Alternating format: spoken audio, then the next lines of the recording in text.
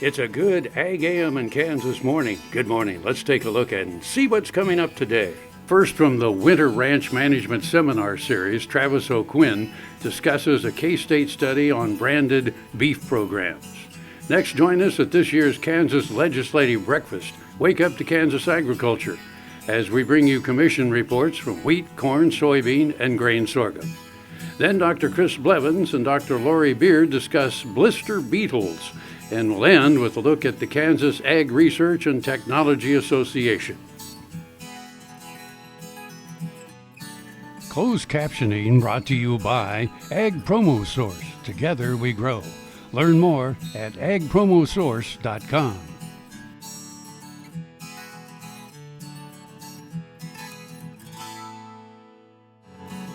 This segment brought to you by Kansas Regenerative Medicine. Your stem cells, your health, your life.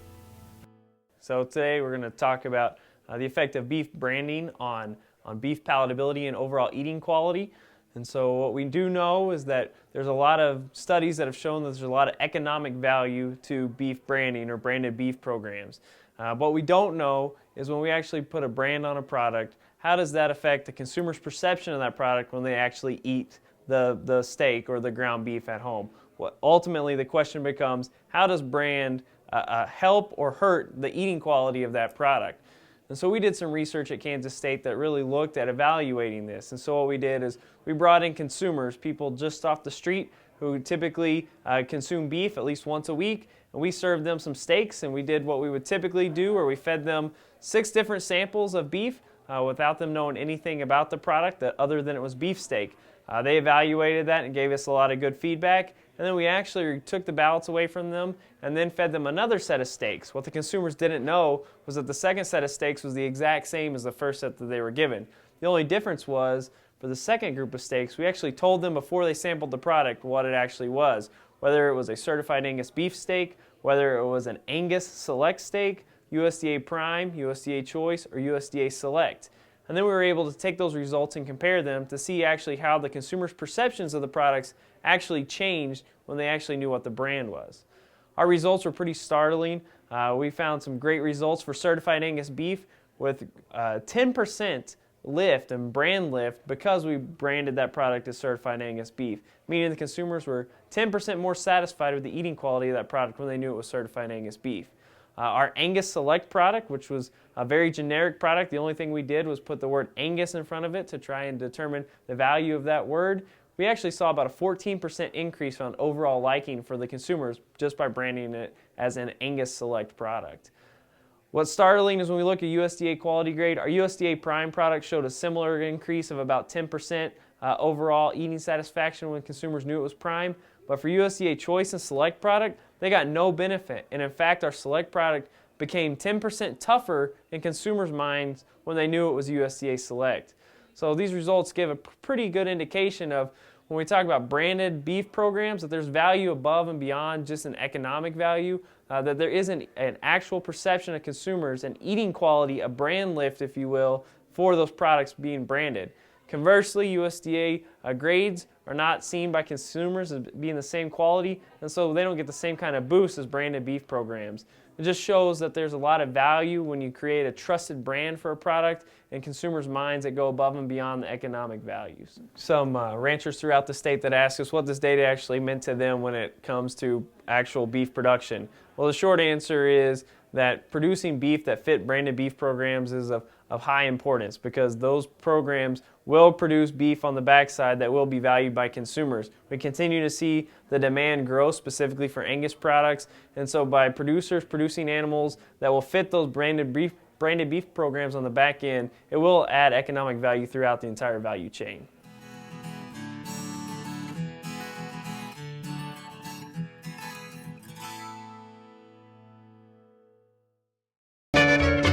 Ag Promo Source is a unique group of marketing specialists with one mission: help your ag business grow. Each affiliate has their own area of expertise, and they work together to bring you advice, products, and services. To get started, visit agpromosource.com. Ag Promo Source. Together we grow.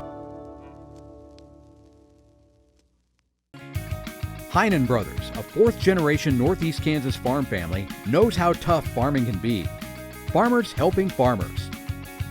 Heinen Brothers Ag, selling and servicing crop protection products, fertilizer, anhydrous ammonia, cover crops, quality aerial and ground application.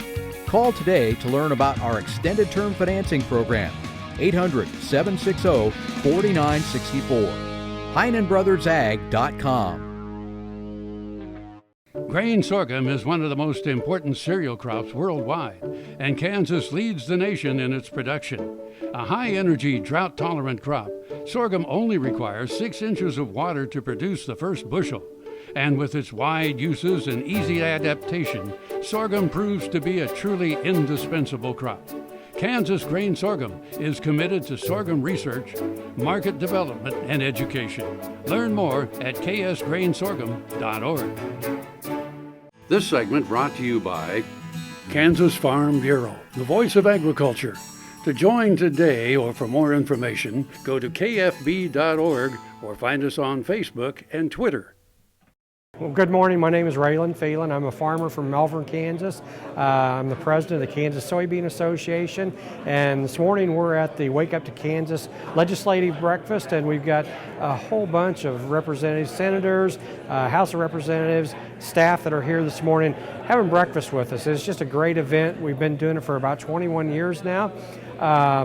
We do this in cooperation with the other commodity groups, naturally Kansas soybean, who I am with, and then we've got Kansas corn, we've got Kansas grain sorghum, and Kansas wheat that are also here today.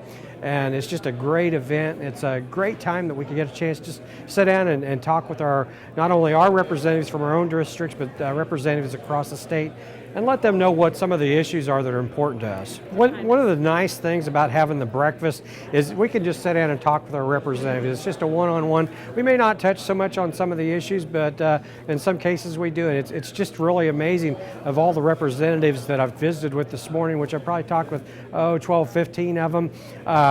Just about, I know somebody across the state and who they represent. Like I've got a daughter who lives at Clay Center, I've got another daughter at Yates Center, and I've got to talk to those representatives from both them districts. Garden City, Great Bend area, it's a great time to sit down and visit with them a little bit and let them know what's important, but also gives us a chance just to get to know each other. One of the things with the representatives, one of the issues for Kansas soybeans this year is one, just to keep the right to farm in Kansas. There's a lot of outside influences that are coming in to our state that maybe aren't so farmer friendly. So we want to make sure that our representatives, keep Kansas farmers in their foresight and let them know that let them know what's on our plate. It's important to us. Water rights is one of the things which has been on a national level. We'd like to keep it back to a state level so we can maintain our water rights and take care of our business concerning waters and irrigation and all the things associated with water.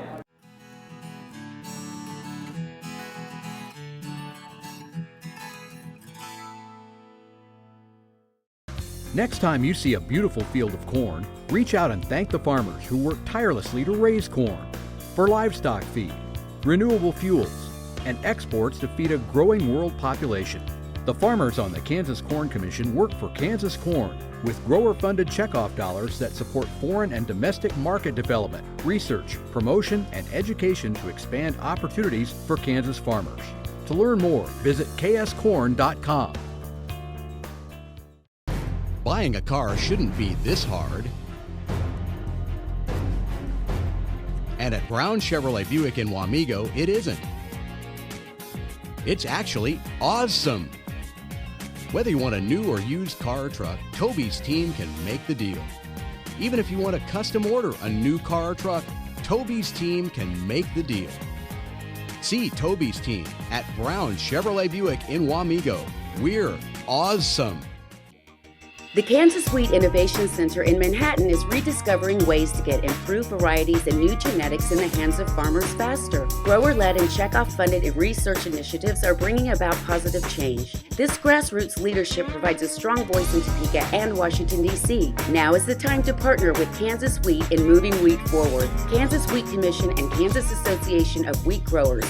Farmers investing in their future and yours. Log on to rediscoverwheat.org. AGam in Kansas, brought to you in part by Kansas Corn, Learn more at kscorn.com. My name is Brian Lennon. I'm here with the Kansas Wheat Commission and glad to be here waking up Topeka for the Ag Breakfast here. And we're here today to give the Kansas Wheat Commission's report to the Senate and House Ag Committee today. Kansas Wheat has a great story to tell. We've recently built the Kansas Wheat Innovation Center in Manhattan, just north of Bill Snyder Family Stadium. We have public and private collaboration on wheat research there, and our researchers there are working on wheats that are celiac edible. We're working on double haploid technology, which reduces the time to market for new wheat varieties. So things are really happening in Kansas Wheat, and we're glad to be here. My name is Kent Moore, and I am the chair of the Kansas Corn Commission.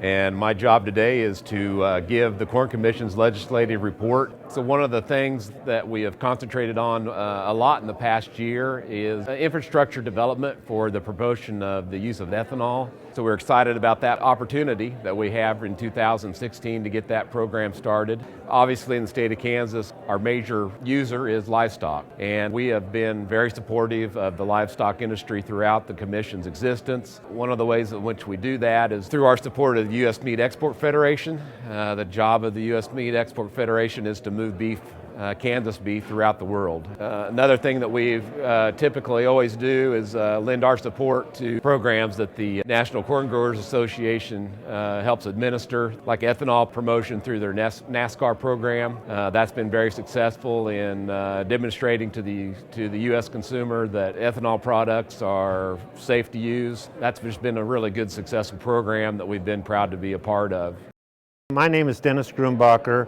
I'm a soybean corn producer out of Sedgwick County near the town of Andale. I'm presently the chairman of the Kansas Soybean Commission. I serve on the National Biodiesel Board, and I'm on the checkoff for the United Soybean Board. Our two biggest projects we've done in the last year is biodiesel is finally starting to take off. There's a great demand for biodiesel in California and the northeast part of the United States. And Ohio Lake oil, they're starting to produce it in Iowa the last 2 or 3 years because there's a tremendous demand potentially for Ohio Lake oil in food and other products. We also do a lot of research projects at Kansas State University in genetics and in insect and disease management. My name is Stephen Biggie. I am the 4th District Commissioner for the Kansas Grain Sorghum Commission and am currently serving as chairman. I look forward to the opportunity to testify on behalf of the Kansas Grain Sorghum Commission and Kansas sorghum producers to the House and Senate Ag Committees. Some of the highlights we're going to hit on is Kansas sorghum producers are the top sorghum producing state. Annually, we produce somewhere between 40 and 50% of the sorghum crop that's produced in the United States on an annual basis. We had a 19% increase in sorghum acres in 2015 and raised 282 million bushels of sorghum. We've spent over $6 million on research at Kansas State in the last 6 years, providing information to producers to help improve yield, producer profitability, and cover some of the major issues like standability, insect issues that are currently facing the sorghum producers in the state of Kansas. Sorghum is also a very vital component in ethanol production. We have several ethanol plants in the state of Kansas that rely heavily on grain sorghum to produce ethanol as we continue to look at advanced biofuels and other independent fuel sources as we move forward.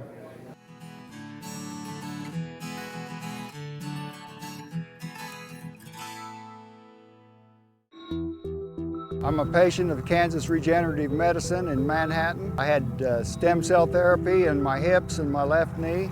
My wife and I both are patients. We went down there the same day in November. Since then, my hips are feeling a lot better. I can work now most of the day if I want to. And before, if I worked in the morning, I was done in the afternoon, or if I worked in the afternoon, I was sure enough done for the rest of the day.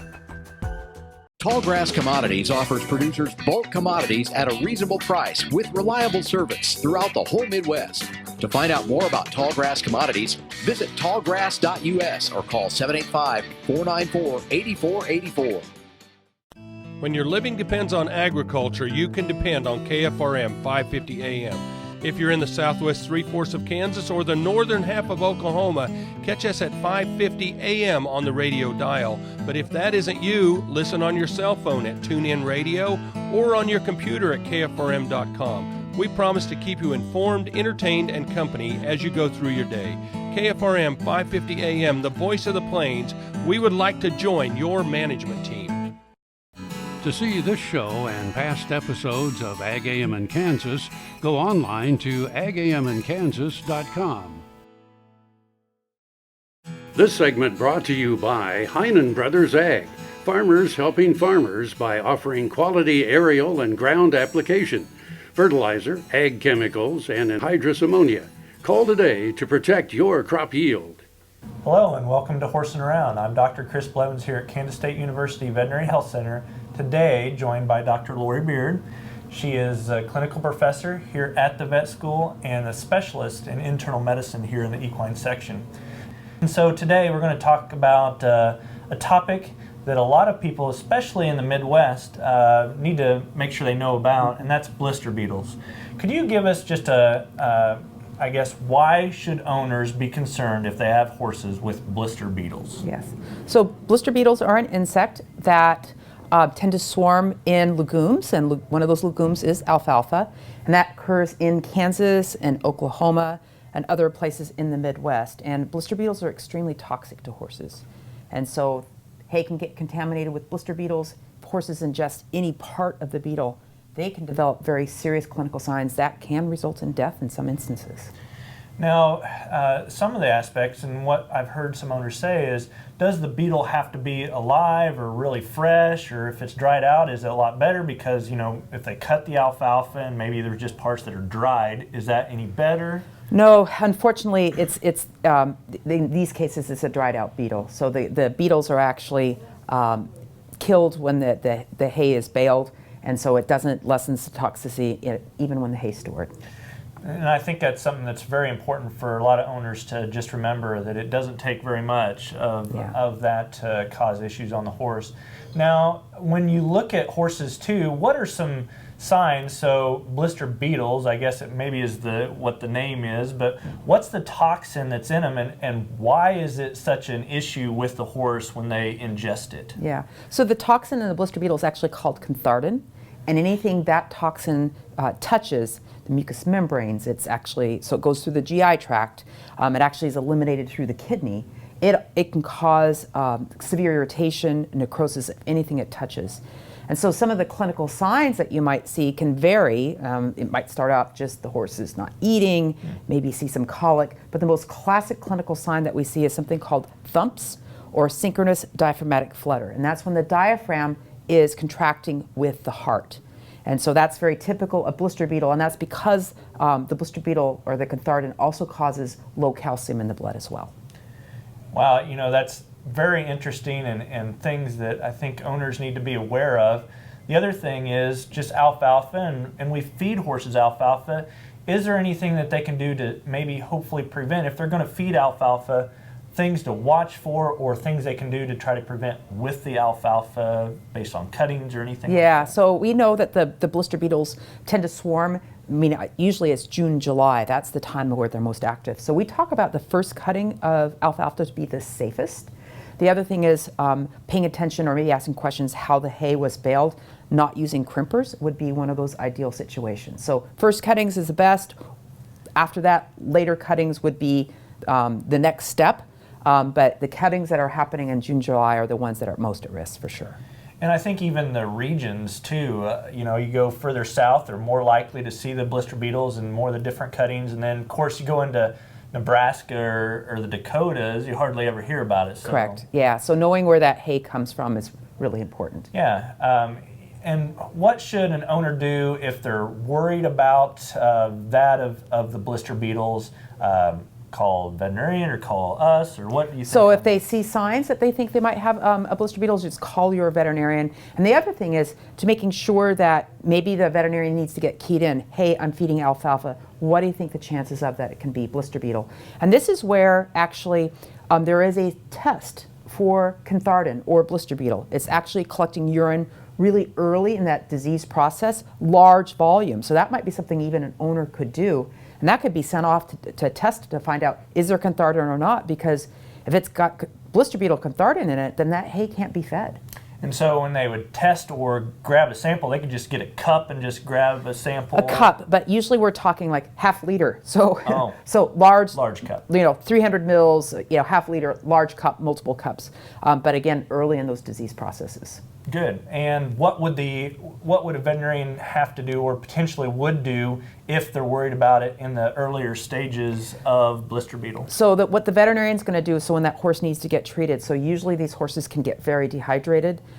They usually have very low calciums, other electrolyte abnormalities. So usually it's large volumes of fluids, lots of calcium. The stomach can get severely ulcerated, so we might do something there. Other supportive treatments, but usually the hallmark is fluids and calcium supplement. Great. Well, thank you, Dr. Beard, on the information on blister beetles, and I think it's something that a lot of owners need to remember whenever they're feeding alfalfa, especially around here in the Midwest. Yes, for sure. Well, I'm Dr. Chris Blevins with Horsing Around, and we'll see you around.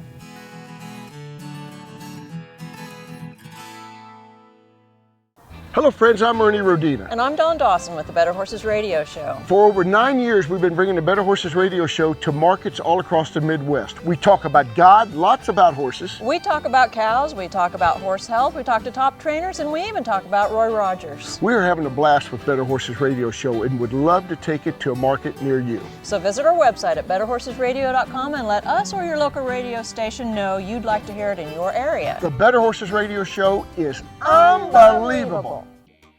The Kansas Wheat Innovation Center in Manhattan is rediscovering ways to get improved varieties and new genetics in the hands of farmers faster. Grower-led and checkoff-funded research initiatives are bringing about positive change. This grassroots leadership provides a strong voice in Topeka and Washington, D.C. Now is the time to partner with Kansas Wheat in moving wheat forward. Kansas Wheat Commission and Kansas Association of Wheat Growers. Farmers investing in their future and yours. Log on to rediscoverwheat.org. Soil is the life of a farm, and for 25 years, SureCrop Liquid Crop Nutrition has helped growers produce abundant quality crops while preserving and improving the soils they steward. SureCrop offers complete soil and plant analysis with cropping recommendations, delivery direct to your on-farm storage, and quality crop nutrition custom blended for your field. Choose SureCrop for the assurance of excellence for your soil. Call today or visit their website for more information. Kansas Farm Bureau, the voice of agriculture, represents grassroots agriculture. The state's largest and most powerful farm organization stands up for its members through leadership development, agriculture education, legal defense, environmental advocacy, farm safety, and risk management. Members also enjoy money-saving benefits. To join our organization today or to learn more, go to www.kfb.org or find us on Facebook and Twitter. Valley Vet Supply is devoted to providing information and professional quality products at reasonable prices. Valley Vet Supply. AGam in Kansas is brought to you in part by SureCrop, liquid crop nutrition delivered right to your farm. I'm Jeff Beeler with the Kansas Ag Research and Technology Association. We're excited to be here at our 19th annual winter conference. CART is a member-driven organization that supports ag technology and on-farm research. We bring a lot of vendors in dealing with precision ag, general agriculture. This is a great opportunity for vendors and producers to network and exchange information. The organization also gives grants for on-farm research and helps facilitate the process. Being a producer myself, I really enjoy both the on-farm research for more practical application as well as the university approach to what they're working on at a higher level. If a farmer is looking to get a grant from CARTA, we have a grant application process that occurs usually in February. They can watch the website for it's cartaonline.org, and we have announcements, and then that's where the registration for the grant application takes place also. Closed captioning brought to you by Ag Promo Source. Together we grow. Learn more at agpromosource.com.